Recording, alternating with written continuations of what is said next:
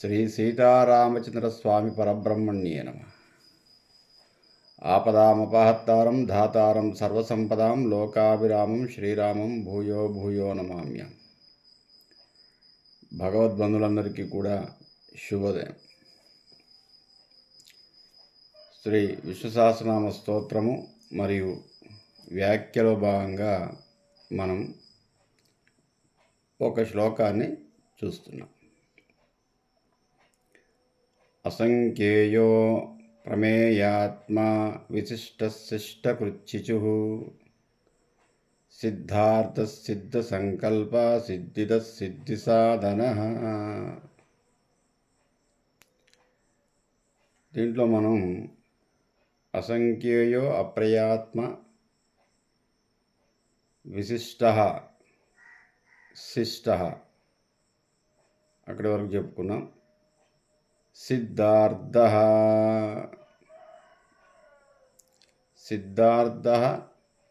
సిద్ధసంకల్ప సిద్ధి సాధన, ఇవన్నీ కూడా సమానార్థకాలు దాదాపుగా. దీంట్లో సిద్ధార్థ సిద్ధిని అర్థించినవాడు. సిద్ధార్థ అంటే రూఢి అర్థం ఏంటంటే కోరికలు లేనివాడు అని అర్థం. సిద్ధార్థుడు అంటే కోరికలు లేనివాడు. అందుకే గౌతమ బుద్ధుడికి సిద్ధార్థుడు అనే పేరుంది. ఎటువంటి కోరికలు లేని వారిని సిద్ధార్థ అంటారు. ఇక్కడ శ్రీమన్నారాయణుడు సిద్ధార్థ సిద్ధిని అర్థించినవాడు, సిద్ధిని పొందినవాడు. ఏమిటా సిద్ధి అంటే కోరికలు లేని స్థితిని కలిగినవాడు. బుద్ధ భగవానుడు కూడా అంతే. కోరికలు లేని సమాజం ఉంటే బాగుండు అనుకున్నాట ఆయన. కానీ వెంటనే మళ్ళీ ఏమనుకున్నాట, ఇది కూడా కోరికే కదా అనుకున్నాట. దుఃఖము లేని సమాజము ఉంటే బాగుండు. దుఃఖానికి కారణమేమిటి? కోరికలు. అందువల్ల కోరికలు లేని సమాజాన్ని నేను చూడాలి అని అనుకున్నాడు. కానీ అది కూడా ఒక కోరికే. ఎటువంటి కోరిక లేని మానసిక స్థితి సిద్ధి. ఇక సిద్ధులు సాధువులు అంటారు కదా. అంటే బుద్ధ భగవానుడు అది సాధించటానికి చాలా సాధన చేశాడు. అది అంత సులభంగా వచ్చేది కాదు. సిద్ధిని పొందటం అంటే చాలా సాధన చేశాడు. ఒక 6 సంవత్సరాలు సాధన చేసి చేసి చేసి చేసి ఆ మానసిక స్థితికి వచ్చాడు. అది సిద్ధి. ఎటువంటి మనోవికారాలు లేని నిర్మలమైనటువంటి మనస్సును, ఆత్మను సాధించాడు ఆయన. అందుకే ఆయన సిద్ధార్థ. అట్లాగే ఇక్కడ భగవానుడు సిద్ధార్థుడు. ఆయనకు ఎటువంటి కోరిక లేదు. సృష్టించిన ప్రపంచానికి సంబంధించిన కోరిక ఆయనకు లేదు. అంటే తను సృష్టించినటువంటి ఈ ప్రపంచము, ఈ విశ్వము తనకు అనుకూలంగా ఉండాలి అనేటువంటి సిద్ధి కలిగిన వాడంతే. తన వస్తువు కాబట్టి తన అనుకూలంగా ఉండాలి, అది కూడా కోరికే. ఆ విధంగా ఉన్నట్టయితే జీవుల యొక్క కోరికలు కూడా సిద్ధింపబడతాయి, లేకపోతే సిద్ధింపబడవు. ఆ కోరిక కూడా ఈ విశ్వమంతా తనకు అనుకూలంగా, ఈ ప్రాణులన్నీ తనకు అనుకూలంగా ఉంటే ప్రాణుల యొక్క కోరికలు సిద్ధింపబడతాయి. ఆ కోరిక కూడా ప్రాణుల కోసమే. కాబట్టి సిద్ధార్థ సిద్ధి సంకల్ప, సంకల్ప సిద్ధిని కలిగినవాడు. ఏది సంకల్పిస్తాడో దాన్ని సాధిస్తాడు. సిద్ధి సంకల్పం అంటది. మానవుడు కూడా అంతే. సంకల్ప బలం అంటారు కదా, సంకల్ప బలం, విల్ పవర్. ఏదైనా ఒక పనిని సాధించటానికి మనసా వాచా కర్మణ సంకల్ప బలం ఉండాలి.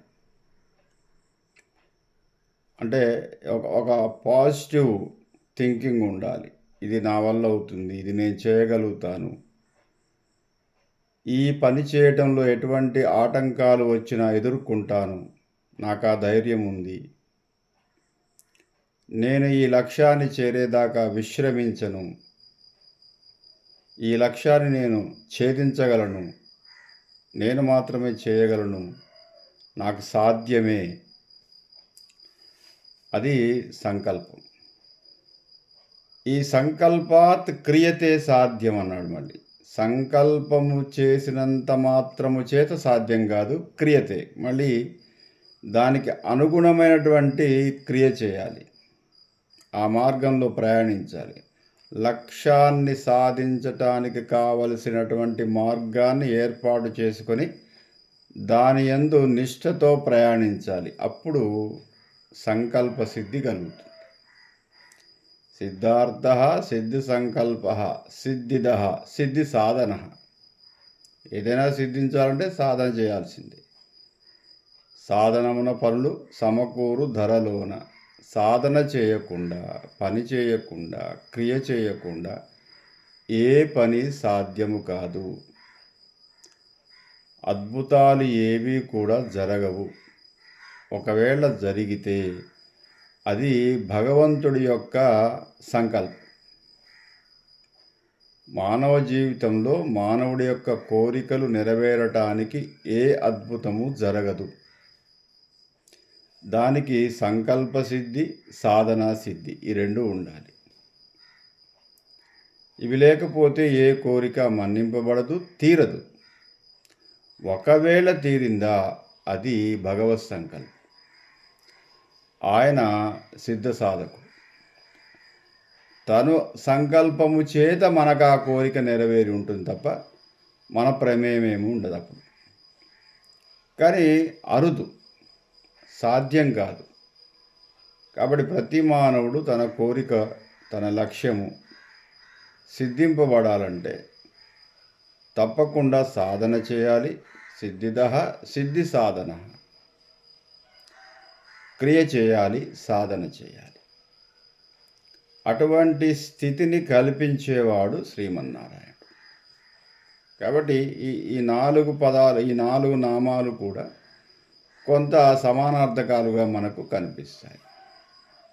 సిద్ధార్థ సిద్ధ సంకల్ప సిద్ధిద సిద్ధి సాధన. ఈరోజు మరొక శ్లోకాన్ని మనం ప్రారంభం చేసుకుందాం.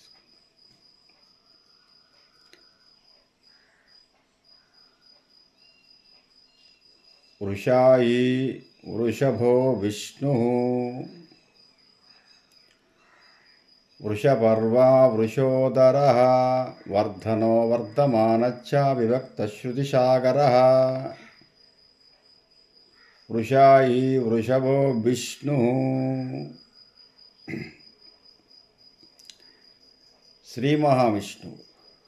నారాయణ అనే శబ్దానికి సర్వాంతర్యామి ఎట్లాగో విష్ణు అన్నటువంటి శబ్దానికి విశ్వములోని ప్రతి అణువు తానై ఉండువాడని అర్థం. విష్ణు అంటే సర్వాంతర్యామి తత్వము, తానై ఉండటము కొంత వేరువేరుగా ఉంటుంది. సర్వము తాను ఆధీనంలో ఉండటం వేరు, సర్వము తానై ఉండటం వేరు. కాబట్టి విష్ణువు సర్వవ్యాపకుడు, సర్వము తానై ఉండువాడు. వృషాహి వృషభో విష్ణు.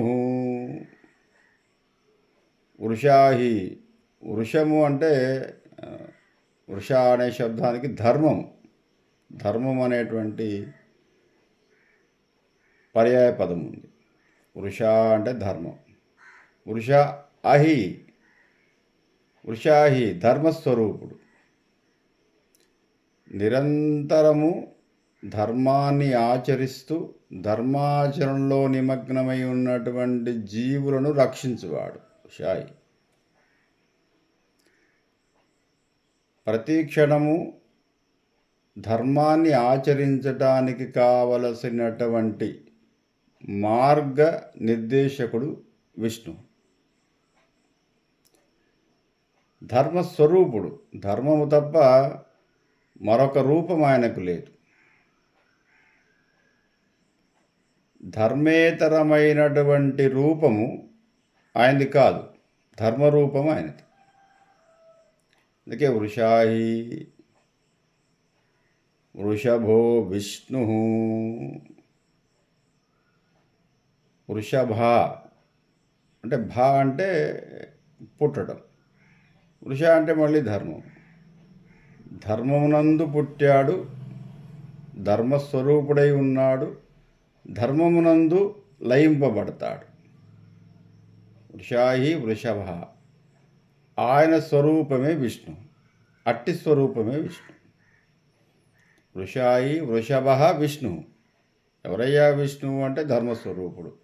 ఎక్కడుంటుంది ధర్మము? సర్వాంతర్యామి అయినటువంటి శ్రీ మహావిష్ణువే ధర్మస్వరూపుడు, అన్నీ తానై ఉండువాడు. వృషకర్మ వృషోధర. వృషకర్మ ధర్మాన్ని ఆచరించటంలో ఒక మార్గాన్ని నిర్దేశింపబడింది. అట్టి మార్గంలో ప్రయాణించిన వారికి మాత్రమే ఆయన యొక్క స్పృహ కలుగుతుంది. ధర్మ మార్గము తప్ప వేరే మార్గములో ప్రయాణిస్తే భగవంతుడి యొక్క స్పృహ కలగదు. ఆయన అన్వేషణ ధర్మ మార్గం. ఎట్లా వెళితే కనిపిస్తాడయ్యా అంటే, ఇగో ఈ మార్గం పేరు ధర్మ మార్గం. ఆ మార్గంలో వెళితేనే భగవంతుడి యొక్క స్పృహ కలుగుతుంది, చూడగలుగుతాము, అనుభూతి కలుగుతుంది, భావన కలుగుతుంది, ఆయన స్థావరాన్ని దర్శించగలుగుతాం. అదొకటే మార్గం, వేరే మార్గం లేదు. వృషకర్మ ఎవరైతే ధర్మాన్ని అనుసరిస్తూ ప్రయాణిస్తారో అట్టి జీవులకు, అట్టి మనుష్యులకు మాత్రమే నా దర్శన భాగ్యం కలుగుతుంది. ఏమిటి ధర్మాలు అంటే మళ్ళీ వేద ధర్మాలు. ఈ వేదంలోని ధర్మాలు చతుర్విధ పురుషార్థాలలో చెప్పబడింది. మానవుడి యొక్క లక్ష్యము చతుర్విధ పురుషార్థాలు. ఒక 4 మెట్లు ఏర్పాటు చేశాడు. అంటే ఆ ధర్మ మార్గంలో 4 మజిలీలు. ఈ 4ంటిని దాటితేనే ఆయన కనిపిస్తాడు, ఆయన తెలుసుకోగలుగుతాం. అది భగవంతుడు చెప్పింది. వేదంలో 4 మజిలీలని చెప్పారు. వాటిని చతుర్విధ పురుషార్థాలు. ప్రతి జీవి, ఇక్కడ పురుష అనే శబ్దానికి జీవి, ప్రాణి అని అర్థం.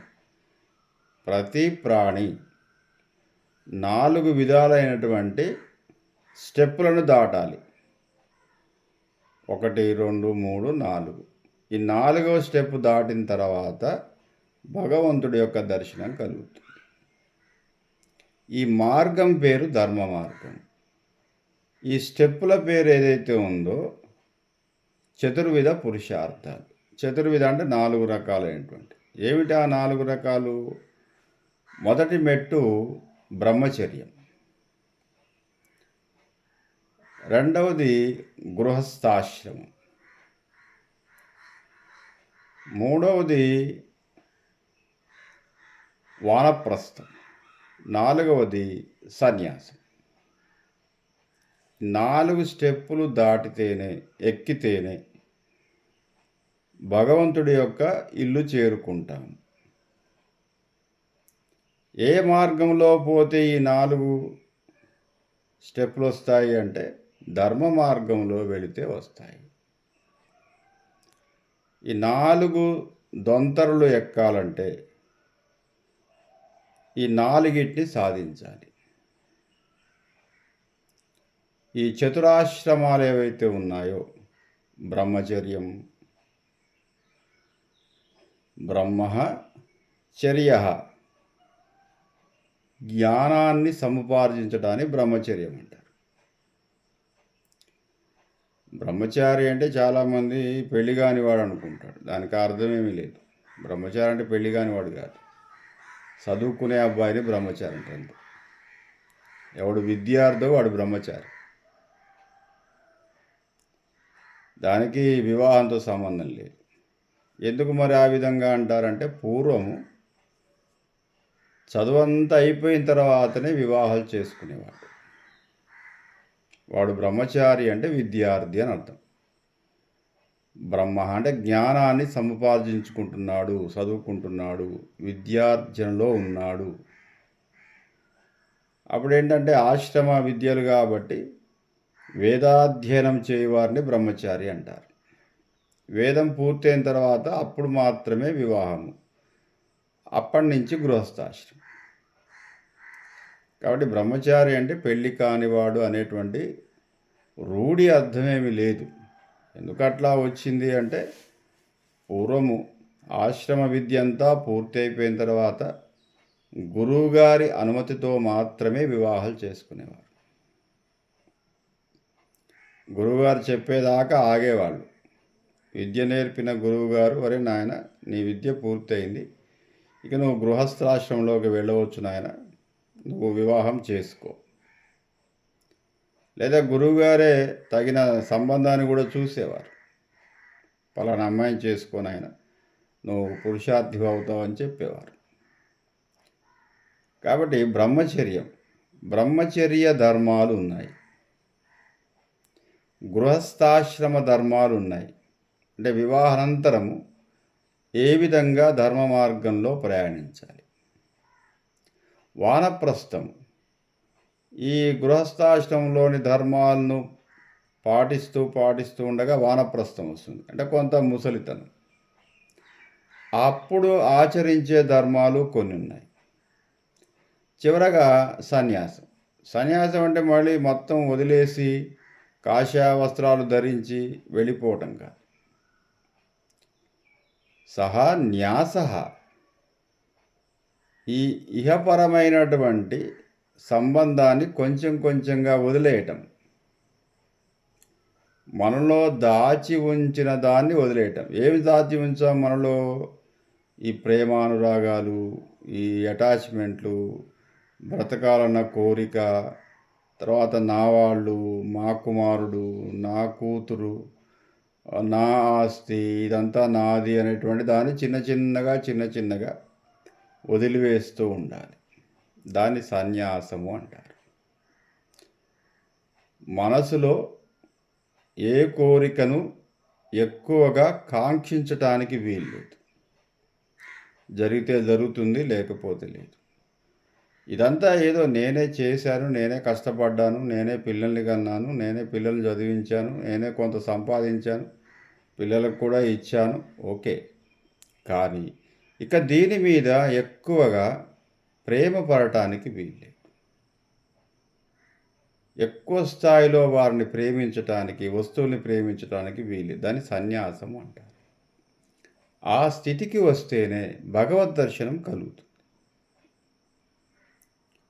నెమ్మదిగా ఈ అటాచ్మెంట్ ఏదైతే ఉందో, కుటుంబపరమైనటువంటి, తర్వాత ధనపరమైనటువంటి అటాచ్మెంట్ను కొంచెం కొంచెంగా వదిలివేయటం సన్యాసం. ఆ స్థితిలో కూడా ఎలాంటి ధర్మాలు ఆచరించాలో ఉన్నాయి. అంటే ఇదంతా ధర్మ మార్గములో వచ్చే ఒక 4 మజిలీలు. వీటిని దాటుకుంటా పోవాలి. బ్రహ్మచర్యము కొంతకాలం, గృహస్థాశ్రమం కొంతకాలం, వానప్రస్థము కొంతకాలం, సన్యాసం కొంతకాలం. సన్యాసంలోని ఆచరించే ధర్మాల వల్ల భగవద్ దర్శనము కలుగుతుంది. ఈ మార్గము తప్ప వేరే మార్గమేది భగవంతుని తెలుసుకోవటానికి దైవ సంబంధమైన స్పృహ కలగటానికి వేరే మార్గము లేదు. వేరే ఇంకే మార్గంలో పోయినా అగమ్య గోచరం, ఇంకెక్కడికో వెళ్తావు.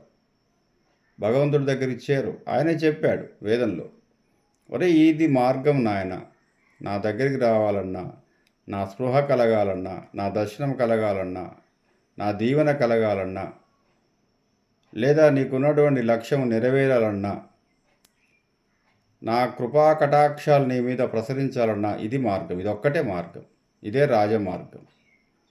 దాని పేరు ధర్మ మార్గం. ధర్మ మార్గంలో ఇక ఈ 4 ఉంటాయి నాయన. ఇవి కఠినమైనవి కొంత. ఇవి దాటుకుంటా వచ్చేసాయి. ఈ 4 కోర్సులు పూర్తి అయిపోతే నీ లక్ష్యం ఏమిటి? నన్ను చేరుకోవటము, నన్ను దర్శించటము, నన్ను తెలుసుకోవటం. స్వస్తి.